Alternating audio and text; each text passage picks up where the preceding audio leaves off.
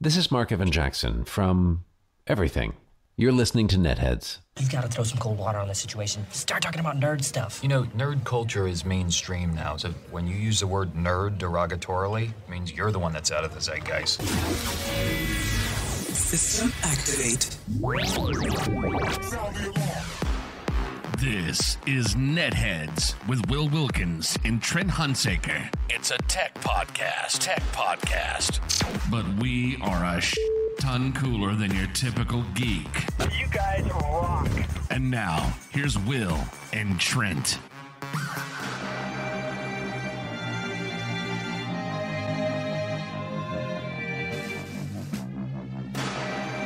Trying something new, little new, Trent. What do you think? I dig it. I dig it a lot. Abbreviated intro, a smaller intro, a quieter intro. Yeah, and it makes room for a very dignified opening, like for first thing a listener would hear. Oh, you mean the whole kit and caboodle with Mr. Mark Evan Jackson there? Yes, I do. In case you're wondering, he plays Sean on The Good Place, and yeah, I can't even. I was tickled pink. I mentioned it last time. I'm like, oh, Trent, I gotta. Literally, while I was waiting for you to get Windows updated, because why not? I quickly processed that. I've actually got like 7 or 8 different takes. I just like that one. He's like, from everything. I'm like, okay, I'll take it. Oh yeah. Yeah, he's and the thing is, you don't realize how many things he is in until you stop and look. Like Brooklyn Nine-Nine, obviously The Good Place. Yeah. Even one of my kids' favorite movies, and don't judge me, she's 4, but she loves this movie a lot. It's Jumanji, Welcome to the Jungle, I think is the name of it. And that's the one with Senor Dwayne Johnson. Oh yeah, The Rock, baby. Yeah. And he plays the principal of the school in that one. Oh, okay. Yeah. So anyway, I've long admired him, and actually, I think we also keep blowing up his podcast here on the program as well, which is the Good Place podcast, which offers a behind the series look, and it really tickled me pink when he nailed for me exactly what it is people look for when they hire Mark Evan Jackson. He's like, well, when you want C-3PO, you hire me. I'm like, okay, Mark. Yeah, I accept that. That's very true. Anyway, folks, welcome. Another edition to NetHeads. My name is Will. I'm Trent. Sorry, Trent, I didn't give you the opportunity to say that it was episode number 288. Didn't do that. It is episode number 288, but you know what? That's okay. Yeah, we're just we got everything rolling and just waiting for everything to blow up. So thank you very much for tuning in. For if you're actually watching us live and you're on the West Coast, you've forgotten that on the CW the Flash is on. So sorry, guys. And if you're like me, who just waits for an entire season, here in about 6 months we'll be able to catch up with you guys. Yeah, that's a damn shame because this is an interesting season. But the thing you don't have to wait for, I'm assuming, are things like The Good Place. You don't have to wait for that. Correct. Yes. Well, and The Good Place is one I like watching week to week. Mm-hmm. But The Flash, I like consuming that one as a whole. I can. Sorry, you said something perfectly normal. For some reason, suddenly in my mind it just flashed. I like consuming The Flash as whole. That's what I. Yes. Well, I mean, the problem is if you're not on the same frequency as he, you'll just go right through it. There you go. You phase right through him. Anyway, folks, welcome. Hey, Trent, welcome. Happy New Year. Welcome to 2019. Yes, it is. It's here, and it's let's make it a good one. I didn't plan on making it anything other than what it is, which is just a year. Sure. Somebody was polite enough. Because I think we had a lot of celebrity deaths, like, in the very first few weeks of the new year. And they were just like, time's a construct. I'm like, yeah, okay, time is a construct, but doesn't change the fact that a lot of people have passed in a very short period of time. And we haven't gotten together since then. We haven't talked at all. I mean, we did have our Goodbye 2018 show. We did talk about what we got for Christmas. I'm very happy to report that I have been limiting myself in playing Spider-Man, Marvel's Spider-Man on the PlayStation 4 to about 1 to like 1.5 hours at a shot. Good. That's good. I mean, baby steps. Yeah, well, if I don't, I'll just keep going. Like there was one Saturday morning, I got up early because I just couldn't sleep. So I sat down to enjoy it, to watch it, or to play the game, not watch it. Sure, yeah. Even though the cutscenes in that thing, or the in between sequences, they are a little long. I mean, there is but that's the thing I like about it. There's a solid story being told in this game. It really is. Yeah. It's a very decent tale that you're. Yeah, and if you're like me, there are some games I would rather watch someone play even. Yeah, maybe I should start streaming it like everybody else does now, right? Sure.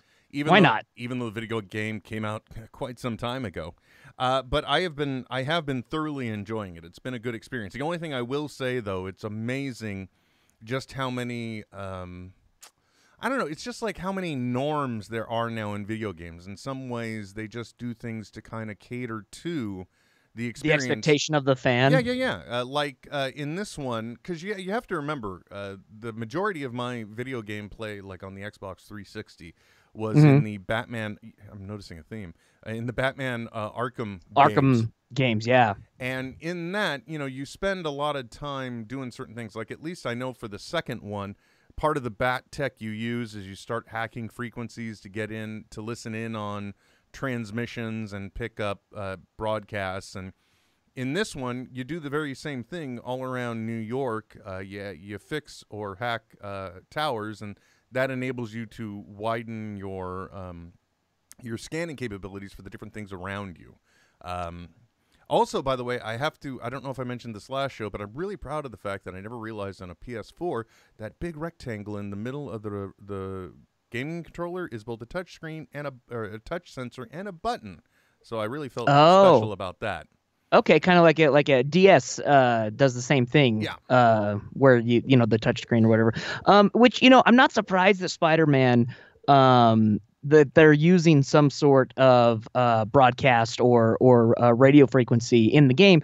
Dr. Doom's first appearance in The Amazing Spider-Man, he was broadcasting through a spider frequency on the radio, and that's how we contacted him the very first time. That way, he was just Spider-Man. This is Dr. Doom, and Spider-Man picked it up. That reminds me of the what am I looking for here? Of the Lex Luthor in the original, what is that thing called? In the original Superman the movie. The Dick Donner one. Yeah, where he's talking to Superman via a frequency only you and dogs can hear, or whatever he said. Yeah. But anyway, the whole point is I have been enjoying the game. It's interesting because you kind of get to see an origin of Doc Ock. Also, it has what I thought was and I could be wrong, I thought of it as a new character in the Brand New Day saga, which was Mr. Negative, who is in charge of who's also Martin Lee, has the Feast Food Kitchen. So they have that in there. Miles Morales is in it, so that's kind of interesting. Nice. Yeah. But which in current continuity, now he is now part of the 616 universe. He's when the Ultimate Universe was destroyed, he made it through to the 616 universe and was saved. Yeah, actually, in the story that I've been playing along the way, Norman Osborn has been studying spiders to try and do things, and Spider number 72 crawls away on MJ's jacket after she infiltrated Norman's. You know what? Nobody wants to hear me talk about the video game. The whole point is the kid just got bit by a spider, which is great because the only thing I don't like about this game is that it gives you the opportunity to play as other characters as part of the narrative. But I have no interest in playing for 30 minutes as Mary Jane Watson. Right. Or a powerless Miles Morales. Right, yeah. All you can do is run around, duck, and try and distract people. You have no super. I want to be swinging. I want to be webbing. I want to be cracking skulls, Trent. That's what I want to be doing. So being the big Peter Parker fan that you are, how do you feel about the trailer that was released earlier today for Far From Home? Actually, Trent, I know that we kind of run in different digital circles, if you will. I'm very dialed in, very connected. You are. You will allow the digital world to enter your life when you want it to, which I admire. Yeah, it's true. And recently I have found myself for whatever reason, I don't even know why or realize that it was conscious, but I have noticed I am a lot less socially, at least, plugged in to things. That's good, because all I do is sit and obsess about the news, and that doesn't help anybody. Oh yeah, no, I gave up on that. There's no hope. As well you should. Everything is awful. Yeah, kind of. It's you look. I'm not gonna get political. I try to steer away from that on NetHeads, but I just never thought there would be a day where I saw tons of, well, not tons, but lots and lots of cold fast food being served in the White House. That's all I'll say there. Yeah. Well, and so I mean, I had we don't need to really get into it at all that much. But I had a friend who teaches at the university, teaches English, and he said, seeing the way that this person writes, tweets primarily, like there's if someone can make it to that high of an office and not understand like the basics of like grammar and like rhetoric composition, like is what I'm doing even, like, does it even matter? To wit, I put out this anecdote, and I hope it might help you. Okay, that's why I bring it up. I said, I like to think of it this way: the 1990s Grammy Award for Best New Artist went to Milli Vanilli. Yes, Milli effing Vanilli.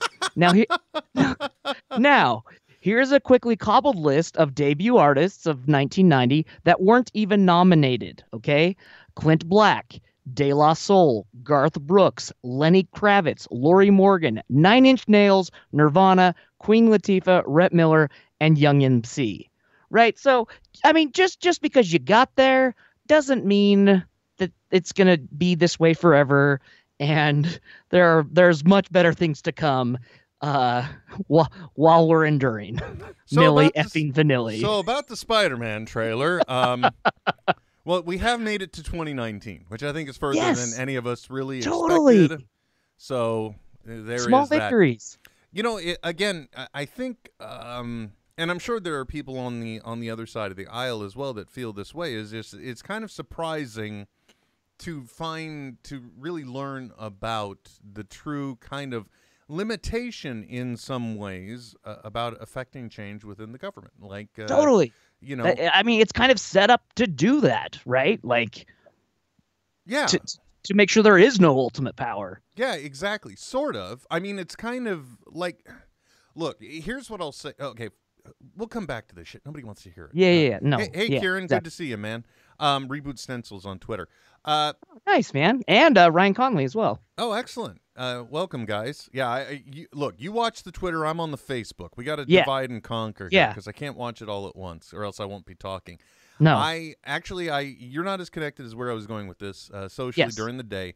But I did see I think it was on Twitter, that the trailer had dropped, and so I promptly, freely admit, took a 15-minute break from work and recorded a reaction video. Oh, nice. Selfishly, I don't know why I did, because if there's any one thing I've learned from this, I'm not good at it. I shouldn't really do it. I mean, look, I'm good at watching trailers. Anybody is. Sure. But I'm not going to give you, hey, Dylan, I'm not going to give you, great details or anything else. Yeah. Because I'm going to be too worried about doing two things at once. Plus, like earlier when I did it, the volume was way too high on the clip, but whatever. But I will say that I loved every moment that I saw on the trailer. And I know I think I even said in the reaction video, I kind of have a love-hate relationship now with trailers, because I don't like being lied to. I don't like seeing scenes that aren't going to be in the movie. I don't like that we eventually get like alt cuts that are in the movie instead. Right. Yep. There's a few things, but with this, it was everything that I had hoped for, right down to us actually not only seeing Mysterio, but oh my God, I said, we got the dome head, and I think Kevin Smith said he got the bubble head, was his terminology. But I loved just about every moment that they showed us within the trailer. You know, we did get some questions answered. You know, he didn't just tell May he was in a costume. She does know he's Spider-Man. They gave us a hint of the fact that there is something going on between Happy and Aunt May. There's some kind of base attraction there. Yeah, which is fun. I just and this is pulling from the Ultimate Spider-Man with a younger Aunt May as well. And for anyone watching, one of my favorite 3 3/4-inch figures from Marvel Universe, the Mysterio, and it was so great too to see that they had like the big square gauntlets as well in the trailer. He's got the big rivets. Also, I think like what I took away from the trailer, it seems that they're introducing Mysterio into the MCU in the same way that he kind of came into the comic books. He wasn't a villain. He was trying to present himself as a hero. Right. And I get the feeling that that's the same approach here. So I'm really excited about it, you know? Yeah. Don't play with your Mysterio on air, okay? Gross. I've speculated for a long time how we are in the most prime place to have Mysterio. I don't necessarily know if it's going to go this way, but if you've got a special effects specialist, right? We're in a time when special effects are all done on a computer by a team of Koreans. How far away from Hollywood? So just storytelling wise, I've always wanted to tell the origin story of like this special effects genius, a la, different realms, but the same kind of genius of like a Ray Harryhausen or something along those lines. And then all of a sudden he's out of a job because they can just do CGI, and he's here to take it out on the society for not choosing him and his genius about it. Yeah, and we may be getting that. Also, it was nice to see they're like, everyone knows already, so here's Nick Fury. And yes, part of the reason why I also rushed and did mine was because when Avengers Endgame happened, let's just say somebody will message me saying, hey, can you get this up on the YouTube channel stat? Sure. Right? Yes. Yep. And yep. I got to tell you guys. I popped into a WeWork office and sat down and recorded this, and it needs to be up ASAP. Yeah, something along those lines. Yeah. And I knew that was going to be coming, and I'm like, okay, well, I got to get ahead of this because it's not that I don't want to watch it with them, but we're still trying to generate content. Yeah. I will say though, I think that the moment the trailer, I knew that it was up. I copied the link and I sent it over, just saying "standing by." And he laughed and he's like, "Soon." And I legit feel, because there have been some complaints about this, I legit feel this was like a first watch for him based on the reactions we got. Now, for those of you that don't know, during the Marvel Knights era at Marvel, where they kind of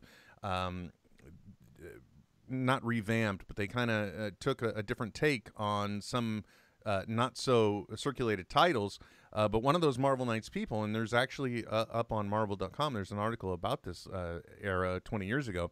Kevin Smith did a Daredevil run, and I believe with Joe Quesada, yeah. And the villain within it was Mysterio. So the guy has a big connection to it. And if you look for Kevin Smith's reaction video, literally I've seen other people pull the exact same still I did that we thought would be best represented for his reaction, and it's a great one. I mean, really, yeah.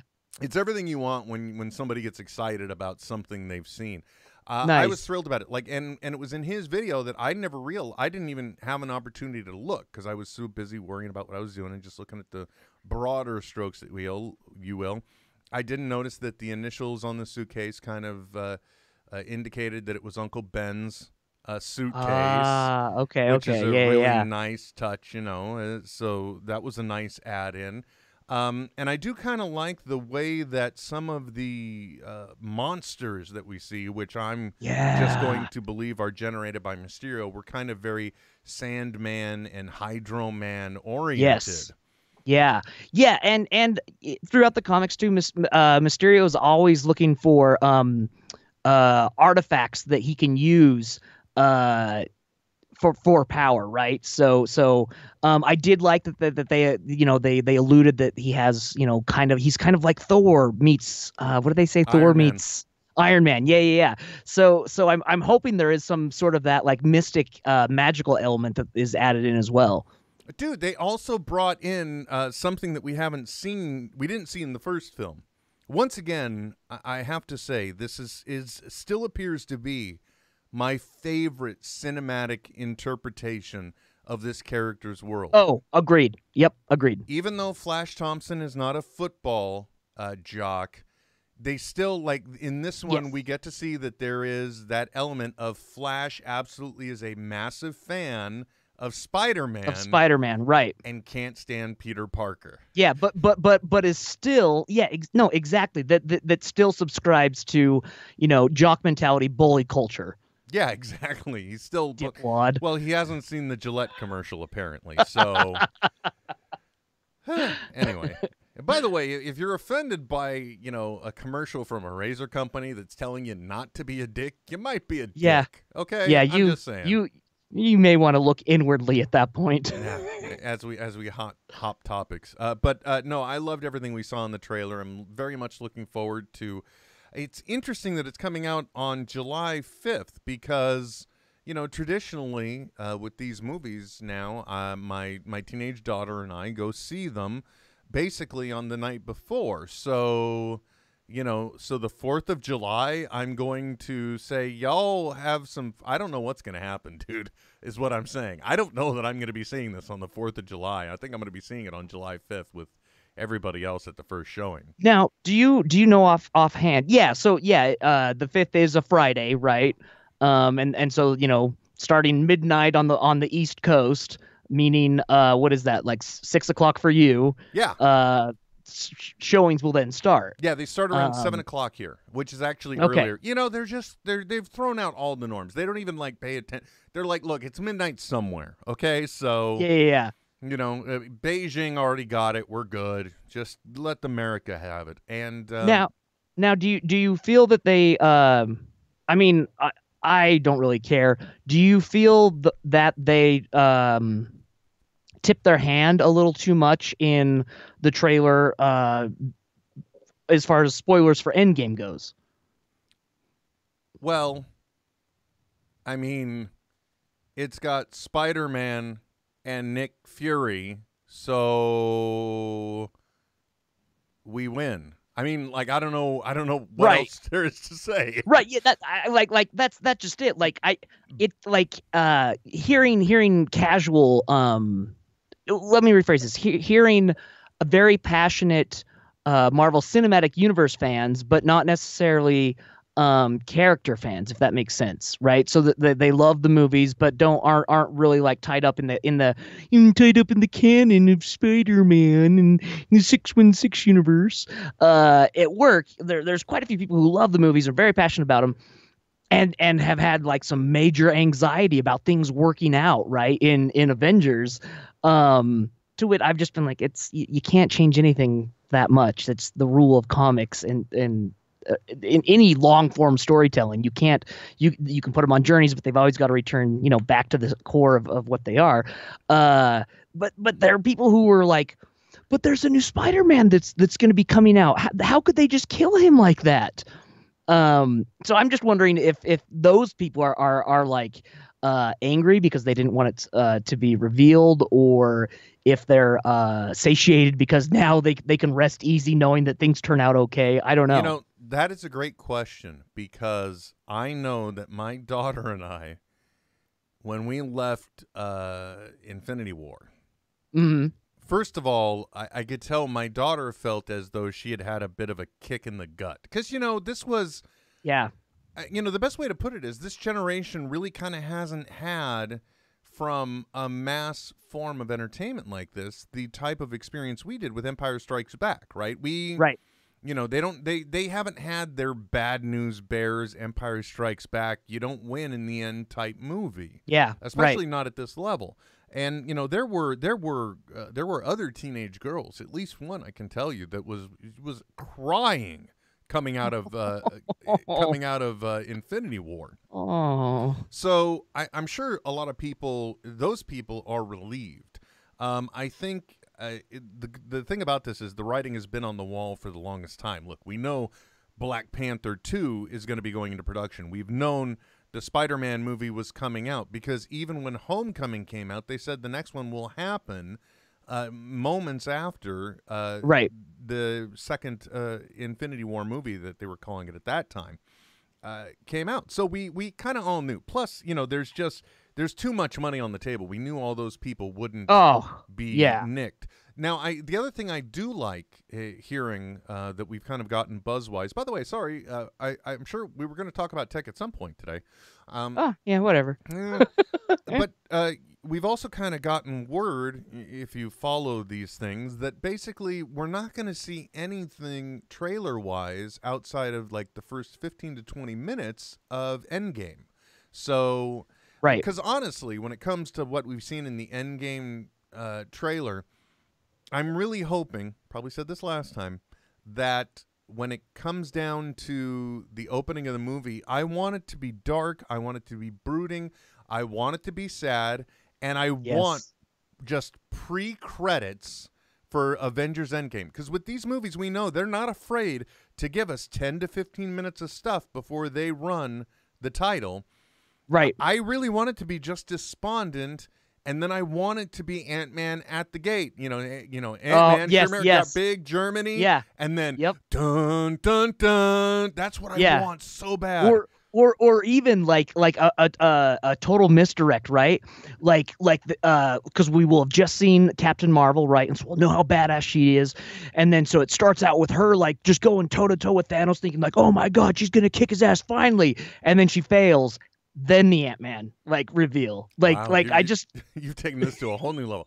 Well, and that's the thing too. I mean, purists, I don't know how they're going to handle any of this crap, because, if you're going to see Captain Marvel, we have to imagine that at least the button on that movie, the final credit sequence, is just going to be her getting whatever alert the janky pager sent to her. Right. And that's all I'm going to say about that. I will say that in the news there was something recently about Samuel L. Jackson that he mentioned, where they're like, did a major star, reveal a spoiler, and it relates to one of Carol Danvers' abilities. That's all I'll say about that, which I find interesting. But I have to tell you, okay, and I have to tell you though that and again, I apologize for the repetition. I'm sure I said this last time. I'm both excited and fearful about the fact that we've kind of heard that time travel will be something that may be a part of Endgame. One, because time travel makes things very confusing for some audience members. Right. But I think that when you view everything as a whole, much as I said last show, you really can't have the events of Infinity War be resolved without some type of great undoing where only the heroes know how bad it got. All right? Right. Because you're going to yes. No matter what religion, race, planet, or anything else, you're going to have societal existential crisis at that point, because it's like, well, am I really, if I was dusted and now I'm here, am I really me? And do I really, you know what I'm saying? There's totally. And society wise, like sheer anarchy after something like that. There's no coming back for a worldwide event like that. You know what I mean? Yeah, it would just be something horrible that I don't think people could recover from. So obviously, it's going to be a very complex story that we're going to get. But it's that's why they've kind of what I anticipate are having lighter tones on either end of it. You're going to have you're going to have shiny crappy with Carol Danvers and shiny crappy people with Spider-Man and. Yep. I think obviously this is going to be the Avengers movie where we're gonna lose somebody. Although I kind of went back. I originally, I think when we first saw Infinity War, I said, you know what? in the end, it's going to be a sucky ending if it's Cap, using a glove in order to undo everything, and that completely wipes him out. Because, they made it a point to show that both the glove and Thanos got really jacked when he did that snap. Yes. But then I thought about it, and, maybe instead it could be the Hulk, because, he kind of has the same strength level as Thanos to an extent. So it could be him having the fortitude.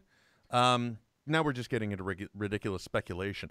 But sure. The funny thing that is kind of people have been talking about, from Infinity War with the Hulk, right? It's like, well, why didn't, and I think even the Russo brothers mentioned recently that part of the reason why the Hulk lost that initial battle with Thanos is because Thanos is a better fighter. He is a tactician. Oh, yeah. He's a stylized fighter. Totally. And the Hulk is all brute. But the thing I keep coming back to is, we clearly saw he kicked the holy shit out of Thor. And if you think back to Ragnarok, if the Grandmaster had not intervened, Thor was about to lay the final whooping on the Hulk. So that's right, yeah. It should be no surprise that Thanos handed the Hulk his ass. No, I agree with you on that. Absolutely. Yeah, okay. So getting back to the Spider-Man trailer too, I think the thing that I love the most as well is that Jake Gyllenhaal looks goddamn good as Mysterio. Right? Far better than I anticipated. The casting on that was so good, such a surprise, and I'm very casting on that. I haven't seen the movie, right? But from first reactions, I'm like, damn, that is not even someone I would have put on a short list, and it surprised me in the best way possible. And they've got, I think from what I've heard, the Spider-Man deal with Sony right now is 3 pictures, right? Okay. But now we've got the Vulture. We've got Mysterio. We've seen Max Gargan, so we've seen potentially what could become the Scorpion. Yep. But let's just take this one. We got those 2. I mean, if you can bring 2 into each movie, by the 3rd one, you could have the settings for a Sinister 6 Trent. Oh, yes. Which, by the way, the Spider-Man game incorporates as well. Oh, nice. Yes. So... And I don't know why I'm so ridiculously excited about that. Because I'll tell you, the battle sequences of the game are a pisser because you end up going up against 2 at a time. And that was, when you're going up against the Rhino and Scorpion, it's no fun. Let me tell you that right now, Trent. Two of my favorite Spidey villains, costume-based villains even. Yeah, except, the only cinematic representation we've received so far. Oh, yeah, I know. With the Rhino was... we don't need it. No, it's fine. I'm sorry, I couldn't resist.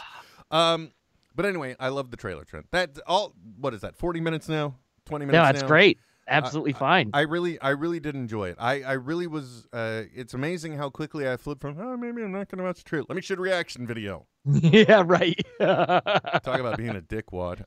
But there were a lot of elements in there that I like. And I think that considering you have so many of the same players involved in that movie, that were involved in the first one, I have no fear. We were in such great hands in that first movie that, and from what we've seen, I think that Marvel, because basically it's a Sony production in name only. It's still an MCU driven thing.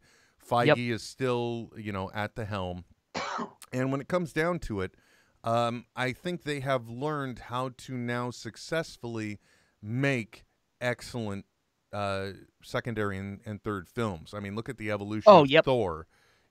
Thor went from mediocre to amazing when you look across all those films. Well, I don't know. I mean, yes. How do I put this? My only, and you're absolutely right. The one that I feel didn't get its just due was Captain America. Because I feel like Winter Soldier was just another Avengers movie. Like I want more of just like I want to see Cap versus Crossbones, right? I want more solo Cap, and that's sadly never going to happen. Oh, you mean Civil War? Yeah. Right? Yes. Sorry. Yeah. Well, and Winter Soldier too. I mean, you had the whole Hydra aspect. Yeah. Instead of just Winter Soldier. Yeah. Yep. Yeah. Exactly. I'm with you, and unfortunately, I think we're seeing the retirement of Chris Evans as the. Although, let's face it, guys. He's gotten to the age he has and been able to maintain that condition, which means every one of these guys in another 5 to 7 to 10 years is just it's gonna be just like comic books. Suddenly, the original Cap is back, or he's getting called into something, and nobody has to ever permanently say goodbye, especially when you live in a world where there's wizards, right, Trent? Yep. And when you don't know what to tell them, just say a wizard did it. Exactly. Really looking forward to that. Also, I don't know, since we last talked, had I seen Aquaman? Yes. And talked about it? Okay. Yes, I believe so. The only reason why that comes up is because if there's any one thing I definitely want to do for the premiere of at least Spider-Man, I didn't look into it for Captain Marvel yet, but I definitely want to see that on the IMAX screen. Yeah. The entirety of Aquaman on IMAX was just beautiful, and best of all, at the IMAX theater, you get to, just like in Utah, you get to book your seats. So you don't need to worry about getting in the theater. You can go to the concession stand and relax. This was when we went to go see Aquaman. That was the first time everyone was with me at the concession stand. Because usually I'm doing a big old balancing act of popcorn and drinks. Yes, I got candy in my pockets. Maybe I'm using the hoodie. Straws back there as well, and the biggest conundrum is napkins. Right? Because you need napkins, but if you put them in your pocket, does that make them contaminated at that point? No one wants to use them? Yeah, exactly. It's that napkin is now unclean. That is not a sanitary oh, never mind. Oh. No. I should have seen that one, but I didn't, and it caught me by surprise. I like it. I like it a lot. Yeah. By the way, did you see Kevin Smith's reaction video to the Spider-Man trailer? No, I haven't yet. Oh my God! Please, I will. The moment we wrap, I want you to do that next. I will. It was just so. The moment he saw Jake Gyllenhaal come forth, first of all, that was a big moment. But then that goes from that to him then attacking and flying on a green cloud while he's battling the water monster, and he's got the dome. Okay, now this is what I didn't understand, and a coworker of mine, we discussed this. Is he battling the water monster, or is he powering it through his hand, whatever beams he's shooting into it? Trent, you both it. It's probably both because it's Mysterio. All these things right. Which is interesting, though, if you think about it, because if we're right and he's presenting himself as the hero, and he seems to be the only person that can cure these things that ail us, does that mean he has successfully run a rope-a-dope on fooling Nick Fury of all people? By the way, he's master of deception. Speaking of Infinity War spoilers, pretty sure when we see them shooting at the sand rock person that kind of looks similar to Sandman, but it looks more like it's somewhere in Venice or Greece or something. Yeah. Pretty sure that's what's her name? Hill. I can't remember. Is it Anita Hill? Oh, Maria Hill. Maria Hill. Anita Hill is the singer, isn't she? I don't know. Yes. Yeah, I'm pretty sure that's Maria Hill standing next to him. So. Wow, I really didn't think we would talk this much about a trailer. I'm sorry, everyone. Not even mad. I'm glad you're not. Yeah. I'm not really either, but that's the problem. An audience of one right here, Will. Isn't that what this always is? I don't know what it was in reference to. Always will be. I don't know what it was in reference to, but I saw something recently where either it was the name of somebody's podcast or it was just a meme where they were saying something. And it was just like 30-something guys, please stop recording podcasts.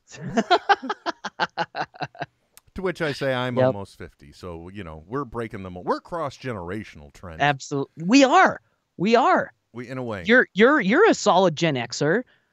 And I'm I personally consider myself I associate myself more with Gen X just because the culture where I grew up was so much more, and I don't mean this in an offensive way, but the culture was a lot more retarded compared to the pop culture of everywhere else in America. Yeah, but technically speaking, Trent, much like the comedy special on Netflix, I think you're technically an elder millennial. Stop. Stop it. Hey, don't lump me in with them. Let's talk some tech though, Trent. Yes, sir. Because you've had complaints in the past, and I've been wondering, gee, why are my text messages being ignored? There's a reason for that, and it's not just because you consider me a dickwad. Not at all. I have been a lot of. I've had the Droid Turbo, Moto Turbo for probably close to 3.5, almost 4 years. That sounds more like an anime character. Moto Turbo. Yeah, right. Yeah, Turbo 2. Oh, it actually might be the Turbo 2. Anyway. I think it is. Well, wait a minute, now that you mention it. Yeah. Anyway, and at the time, when I got it, I needed a new phone that day. It was the only option at the time that had like a forward-facing speaker, which for me is a must-have. Cupping your hand around the back of the phone to try and listen is the dumbest thing in the world. Luckily it's pretty standard now. I got it. It was a good phone. It charges super fast. It had like a crazy high pixel camera. But it was so dang wide, and then as it aged, and then on where I work as well, for some reason, it just kind of the LTE just shut off whenever I was on campus. Long story short, too late. Finally got a new phone. Very happy with my purchase so far. I've had it a day, and one day, well, what time is it? An hour and a half with being able to receive texts. But it is really, really awesome. The Sony Xz2 Compact is the first phone that Sony has made CDMA capable in a very long time. And I am so far pretty stoked about it. My biggest search, and why I've kind of been waiting for a phone for so long, was to find one that was less than 3 inches in width. And this is 2.6 inches. Has an 18:9 aspect ratio, so it's like a hot dog in your hand. And by God, stop! Now you're just baiting me.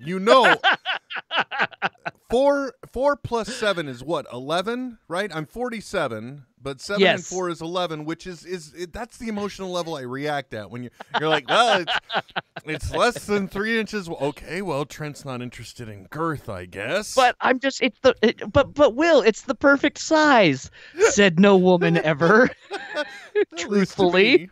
Yeah. No, but I completely get it. I was comparing my daughter's, because she I love the way my coworker, by the way, pointed this out to me.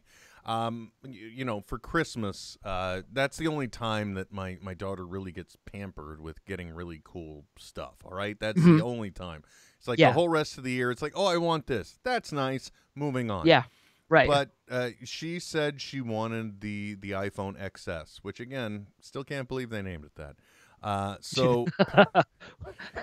it's no shock because my coworker, little on the nose when you buy it. A little too much, yeah. Especially when my coworker, because now AT&T still subsidizes iPhones, so it's not like it's a $1,000 phone to me, but it is a $1,000 commitment spread out over many years. Overpayments, yeah.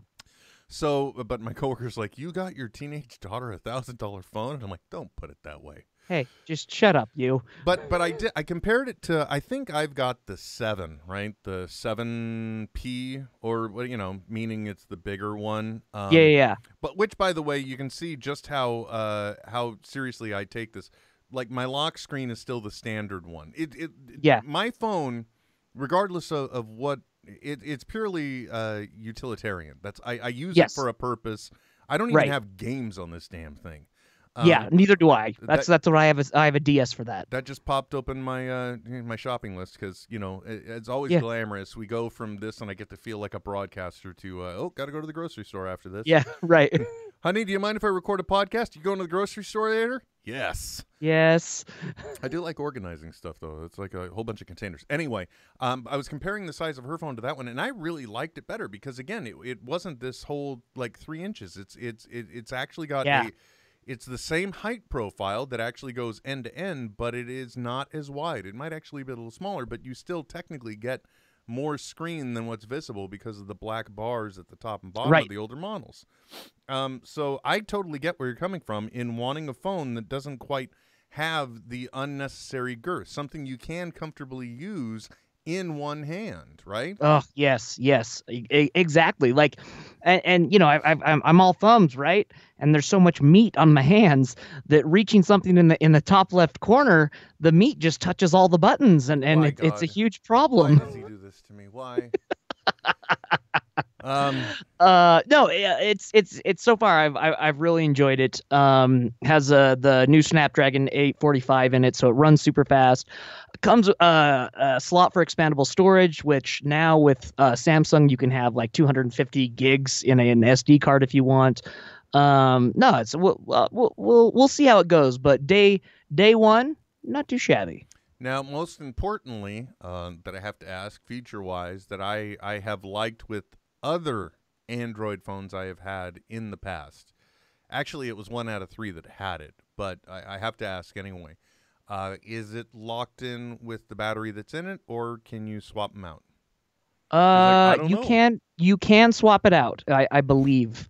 I probably will never do that because I've never swapped out a battery in a phone before. And let's be honest, I'm always near a charger. But so far, this is on its first charge since yesterday, and I'm still at 54%, so not too shabby. Can you, does it also have the ability to use inductive charging by putting it on like a power pad or? I don't think it does have that option. Okay, fair enough. And my mother wouldn't be happy about that anyway. She already asks me to please take that computer off of my lap when I'm at home. Fair enough. Look, you're not getting grandkids, Mom. At least not from me. Nope. It's probably just not in the cards. They've got plenty of grandkids from the other Oh, ones. tell me about it. Right? Don't worry about it. Well, you never know, Trent. You could did I think I would be 47 years old with a 4-year-old? No, I never anticipated that. True. And maybe one day you will you'll get back to that beautiful, clean-shaven baby face that I remember so fondly. You'll ditch the mountain man look and get yourself a lady. Who knows? Duck Dynasty for life, bro. Okay, you know what? But you're in control of your life, my friend, and you do you. Exactly, for lack of a better term. I don't know that I have any more topics. I could talk to you for endless amounts of time, but I don't know that there's anything else hot button that I really wanted to hit on.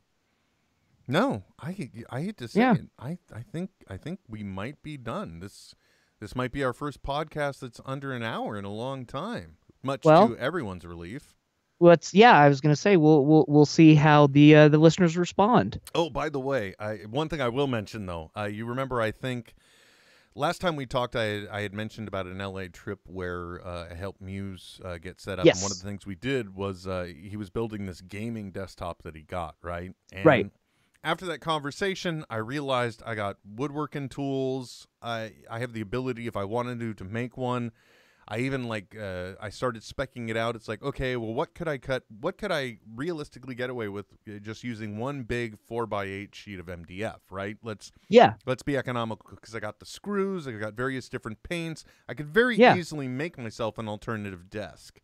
I figured it out. I came in. I measured my existing desk. I barely would have saved any space at here. All. Yeah, just the only bad thing about my current desk is that it is a corner desk that's not in a corner. So there's a lot of wasted space on the back end. Yeah. Much like me. Unless you're using it like an L, right? Like right against a wall. Yeah, which I am not. And I've got the multiple monitors, so those are actually coming in. So there's a very large portion. I think last time we talked about how, which I never did, building like a shelf for my various laptops that would go back there. And that would be the perfect space for it. That was a funny realization. But then, of course, naturally, I went on to Amazon, and for like dirt cheap, one of the other things I was really envious about that desk was like the entire surface was mouse pad, right? You could very easily get like a 3x18 or 3x12 or a 3x18 mouse pad. 3 foot, by the way, by 18 inches. Jesus. Yeah. And so, I just got one of those, and now everything's perfect. Nothing moves. I'm so happy. Don't need to worry about rings on the desk. Got myself a new mouse, too, because the other one I thought the other one kept dying, but, I don't know. Anyway, so that was a quick, easy, less expensive resolution. Yeah. But that's it. I know that, by the way, if you're following me on the Twitter, you may start seeing a little more mentioning of like Weight Watchers or WW as it's called now. Lawsuit pending. Yes, as it's been rebranded. Yes. Well, because, they recognize the power of WW, Trent. Wilkins. Honest to God, how did I get into my 40s without realizing I had like a superhero patterned name? Oh, yeah, dude. I never did.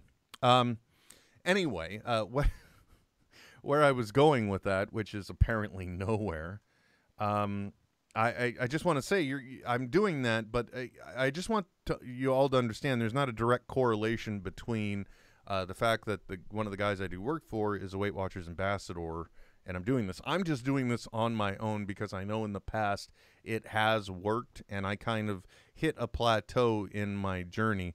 Oh, but that is something I'd like to ask about. I think the last time we talked, you had gotten to the holidays after successfully potato hacking, and then you were planning on going potato sensible dinner.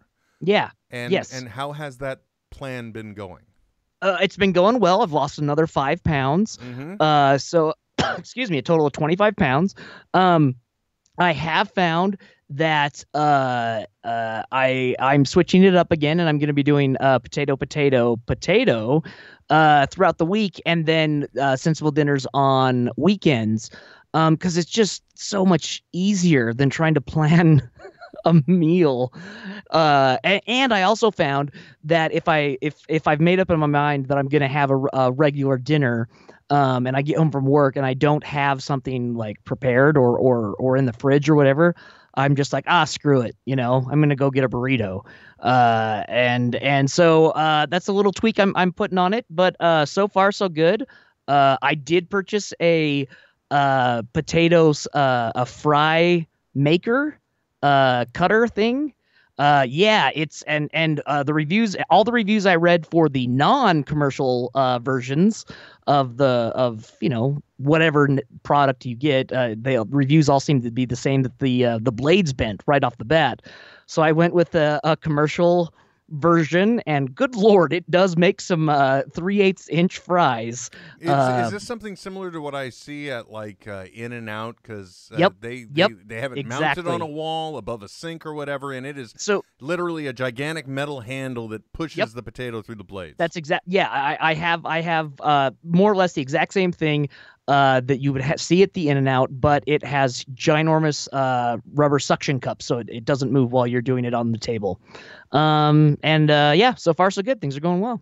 I totally get that. You're talking to the same guy that has like 7 or 8 black polo short sleeve shirts, so I don't have to think about what I wear in the morning. Oh, yes.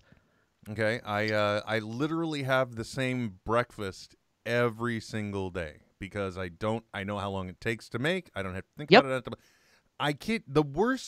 The biggest fight in the house typically is, what are we going to do for dinner? And when it comes to planning out meals, again, it's the absolute worst to determine what are we going to make for dinner. So I totally get it. I mean, if I were a bachelor with no life and no wait, hold on. Let me rephrase. No. It's fine. Whatever. No. Let's call an ace and ace. No, that's not what I'm. I was just trying to think of the absolute antithesis of what my life is. I wasn't making a comment. I'm such an asshole.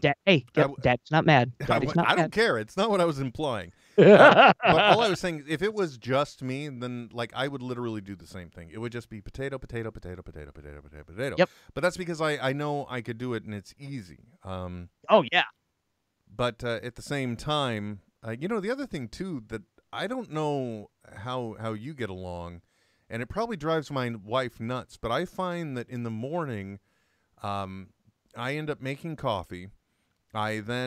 It ends up being that because it's an appetite suppressant anyway, and because I just use traditional half and half in my coffee. I don't go for the fat-free crap or anything. Yeah. If you're gonna cream it up. Exactly. So what I do is I have that, and I find that then I inadvertently don't end up eating until like 1 o'clock in the afternoon. So. Yeah. I same, exactly the same. Yeah. Okay. And which is why the potato hack hasn't been that huge of a deal for me, because like honestly, if with coffee, I don't eat until like the afternoon for my first meal. I really don't. Well, Trent, I've loved talking to you. I've had a blast, but we have definitely hit the wall. Yes, because the NDI broadcast of your video has now officially frozen again. So. Oh no! Well, for podcast listeners, I do have to say hello to our Danish friend Klaus Kanstrup, who reached out to me on the social medias. Says he loves the podcast and just wanted to say thanks and cheers from Denmark. So my mother's side of the family, also Danish. He could tell us what a true Ebelskiver is, or Abelskiver, however it's pronounced. I don't call back to like 2 shows ago, maybe the Nagathon. I don't remember. I don't even remember yesterday. Yeah. Also, I have to tell you, just to make things a little more awkward, let me see if I can find it really quick. Nope. But the long story short is that we have also a new fan, and much in the same way that you don't want to worry about the things you say because, who's listening? My brother-in-law, Matt Magana, actually has become a big fan of our podcast. So much so, he sent me an unsolicited text just saying how he had listened to, I think, Data List Protection, loved it, and then he has started listening to the entire back catalog. So wow. Who knows when he'll get to this, but tell him I'm sorry. Yeah, I'll be apologizing, I'm sure, the next family gathering. Plenty. Especially like when he gets this, he's like, "Why are you such a dick to poor Trent?" He's like, "Oh, it gets worse." Yeah. I'm joking. I've insulted you at least twice during this episode unintentionally, so I can't argue. What? And you don't even catch it. Anyway, thank you very much, everyone, for sitting in with us. Thank you for tuning in. Thank you for listening. We always appreciate it. If you want to find out more about us, as always, netheadsonair.com gives you the link to everything, the referred product of the week or the book of the week, or you can go to our Patreon and support us. And everybody that's waiting on those postcards, I swear, they're coming. That's it. Gross. Well, no, seriously, I've got their addresses. I'm just tempted to send them NetHeads T-shirts. Like, I'm sure the size is wrong, and I don't care. Here, have a T-shirt instead of a postcard, because here you go. Plus, it's weird having T-shirts with my face on them out in my garage. You know what I'm saying? Yeah. Well, yeah. Anyway, so thank you, folks. Until next time, follow me on Twitter. I'm NetheadWW. Trent is a part of him. The show is NetHeads on Air, and we'll be... I got to go back to the right window here, and I don't know where the mouse is. Always losing my mouse. And I swear, we'll be back. Soon? Maybe. This is NetHeads with Will Wilkins and Trent Hunsaker. Signing off. I know, right? But stop being a little Nancy and deal with it. NetHeads. We'll be back soon. Goodbye. This has been a production of Smodco Internet Radio. Sir, only at smodcast.com. I think the thing that I love the most now is with this entire new setup. Because we used to do, very long story short, I used to just do a display capture on a second monitor for Trent. But now, since the latest Skype update, that's not even capturing. So... Oh, really? Yeah, no, it's not. So now it has to be the NDI capture, which means that there's a network device that's being broadcast that can be viewed by open broadcast software. But I love the fact now that even the software is telling us that's enough already. It's because they're once like, you're frozen, you're done. They're like, sorry, game over, man. Game over. What you gonna do now? She said it was a good size.